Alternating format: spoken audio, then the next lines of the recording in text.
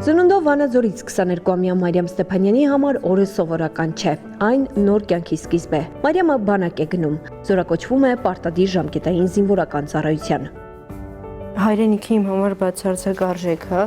ու ես կարծում եմ, որ ես իմ համար ոչ միայն պարտականություն է, այլև, չգիտեմ, հնարավորություն անմիջապես ծառայելու հայրենիքին։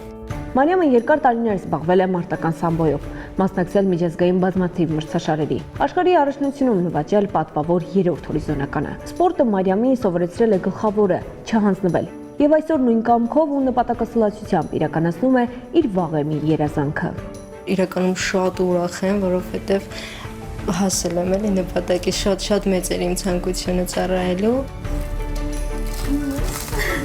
Մարիամի կողքի մտերիմներն են, ընտանիքը, ընկերներն ու հարազատները։ Բոլորի հայացքներում հպարտություն է, եկել են բարի ճանապարհ ու խաղաղ ծառայություն մաղթելու իրենց զինվորին։ Մենք այսօր շատ ուրախ ենք, շատ հպարտ ենք, մեծ սիրով ճանապարհում ենք։ Ես շատ ուրախ եմ, որ ես սև աղջիկ ունեմ, եթե սիրում է, եթե հայրենասեր է, թող գնա իր ցանկությունով ծառայի։ Չեմ կարծում, որ դժվարություններ կլինեն, պատվով կանցնեմ ամենայն դեպս ու ամենակարևորը կկոտրեմ այն կարծրատիպը, որ աղջիկները թույլ են, թույլ սեռ են։ Հրաժեշտի պահը ամենադժվարն է, գրկախառնությունները երկարատև են, խոսքերը քիչ, զգացմունքները անսահման։ Հաջողություն հարեցիր, կարող ենք գնալ։ Գնացինք։ Վաղ առավոտյան Մարիամը բոլոր զորակոչիկների նման ներկայանում է տարածքային զինկոմիսարիատ։ Այստեղ նախ բուժզննում պետք է անցնի։ Եթե առողջական խնդիրներ չհայտնաբերվեն, ապա աղջիկը ենթակա է զորակոչի։ Ամեն ինչ նորմալ է, պատրաստել ծառայություն։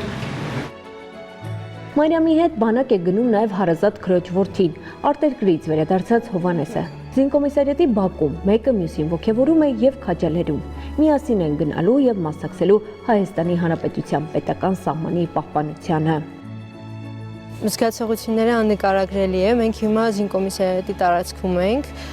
կոմիսիան անցել ենք, պիտանի ենք, պատրաստվում ենք գնալ հավաքակայան ու շատ հպարտ եմ, որ իմ քրոջս տղու հետ եմ զորակոչվելու։ Հարազատ քաղաքի զորակոչիկներին ճանապարհում են հանդիսավորությամբ ու մեծ շուկով։ Եվս մի քանի րոպե եւ ժամանակն է, գրկախառնություններն ու բարեմաղթանքներն ամենուր են։ Այսօրվա զորակոչին Մարիամը միակ աղջիկն է։ Հուզմունքը թաքցնելով ապագա զինվորը միանում է բոլորին ու ճանապարհ ընկնում դեպի կենտրոնական հավաքակայան։ Բարի ծառայություն։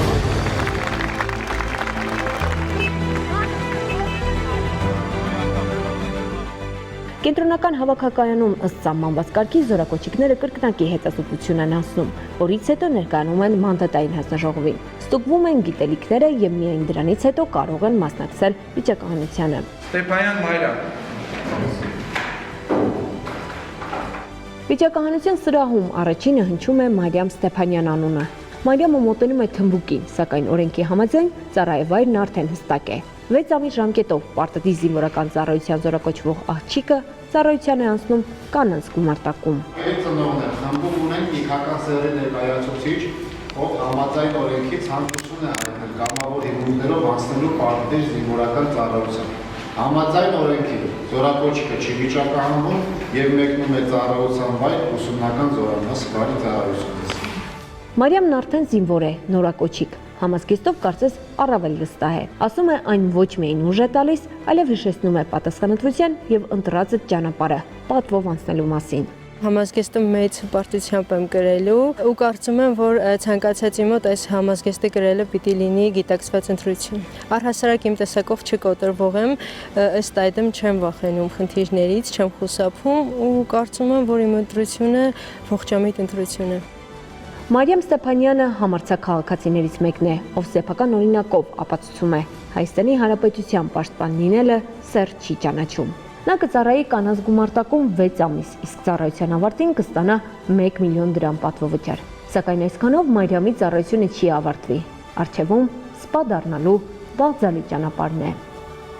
Լավրա Մամյան, Ռուբեն Մնացականյան, Ռազմիկ Տիգրանյան, Զինուժ